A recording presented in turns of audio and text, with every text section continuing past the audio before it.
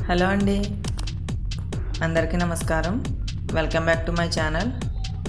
ఈరోజు నేను చేయబోయే రెసిపీ వచ్చేసి చాలా సింపుల్ అండ్ టేస్టీ పల్లి పకోడి. ఇది మనం అప్పటికప్పుడు కారంగా ఏదైనా తినాలనిపిస్తే జస్ట్ 5 మినిట్స్లో ప్రిపేర్ చేసుకోవచ్చు.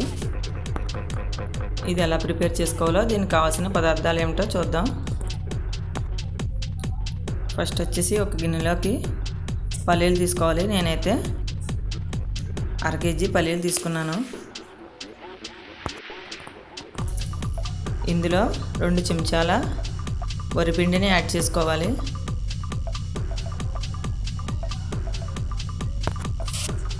నెక్స్ట్ 2 చెంచాల శనగపిండి,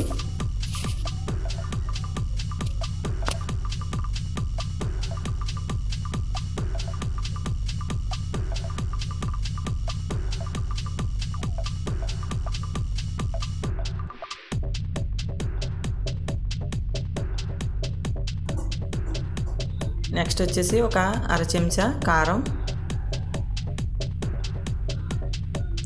ఒక 1/2 చెంచా ధనియాల పౌడర్.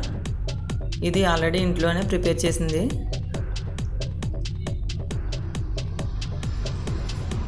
ఒక 1/2 చెంచా సాల్ట్ యాడ్ చేసుకున్న తర్వాత ఈ విధంగా మిక్స్ చేసుకోవాలి.